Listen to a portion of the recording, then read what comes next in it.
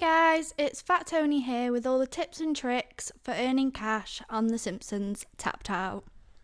And yes, if this video does hit 50 likes, we will be giving away 100 million in cash.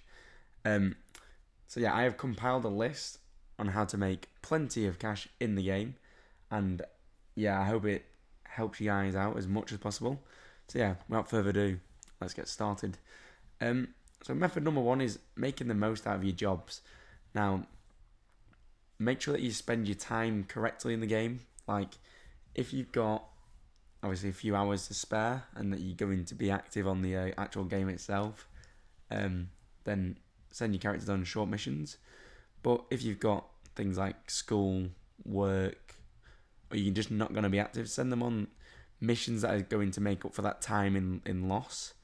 And even when you go to sleep, send them on like at least minimum 8-hour missions. Obviously, if you've got the Office of Unemployment, it will be a lot easier than those that don't have it, but I'm sure you'll be able to grind it out.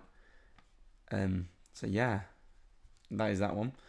I'd also say on this on the plus side is to max your cash and XP multiplier. So make sure to have all your decorations, buildings, and characters placed, and also utilize your Springfield Heights buildings, as obviously they'll be given huge multipliers. And what that essentially does is, with any missions that you complete, your multiplier will times that. So let's say you had a 3 times multiplier and you were sending on a character for 1,000. Effectively, it will then give you 3,000 return as well. So you may as well do it. The next one, now not many of you will have this anyway, because he is a pretty rare character, and that is God. Now, you have to utilize him as much as possible if you do have him, because he does get you 777,777 in-game cash. And it also gets times by the multiplier, so you could essentially be earning millions with God every 24 hours. And to be honest, that is quite crazy. Now, I do apologise for my voice. I probably should have started off with that at the start of the video. I lost it at the football match and then the Tyson Fury boxing match. Same with the jobs though, on Cletus's farm. In terms of spending your hours correctly, like if you can be active, send Cletus's farm on short tasks. But if not, then do it for as long as possible. Really, don't do like the max one, because like 90 days or whatever. It's ridiculous. You'll be able to make more money without that one. What else is that? Oh, the KBBL radio station, the drive-in theatre, Springfield and Springfield Downs, are also ways to make other cash. Make sure that you're doing them daily or regularly. With the Springfield Downs, it's a tough one, really.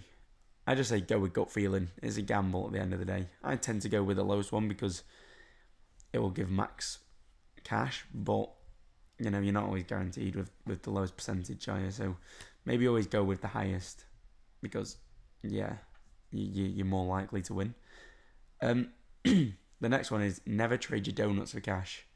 It's definitely not worth it, because the amount of donuts that it actually takes to even get a decent amount of cash is absolutely shocking, and you can spend your donuts much better getting characters from the yearbook, for example, or other buildings, and just getting premium characters. The next one is 30 donuts for Moog.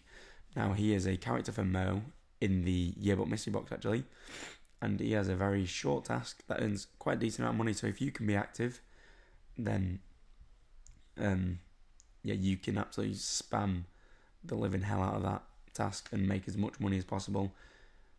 And make sure that you've got a good XP multiplier, cash and XP multiplier, because you'll be able to make a fortune off it.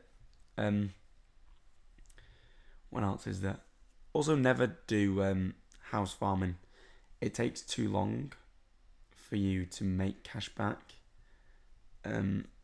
It's like a very long return before you actually start seeing any sort of profits, because with houses, they keep going up in price every time you place one, and then you're just spending an absolute fortune before even making any money back. And especially if you want to make money quickly as well, then it's 100% not worth it. Save and spend your money as much as you can as well. Don't just buy random things unless you truly want something. Like, just don't buy random houses unless it's part of your design or that's what you've been saving up for. And yeah, the last method I'd have really, and this is more for being able to get more characters, more XP and cash multiplier, stuff like that, is spending all your donuts in the yearbook mystery box. Now the reason why I say that is because there is so many ways that you can get more characters and donuts, characters and buildings together, for example, and there's also some very good items in there. Now, if you would like a guide on the yearbook mystery box, I will be doing a video very soon on that. And yeah, other than that, guys, that is the so-called cash making methods in Tapped Out. Now, yes, I've briefly gone over it.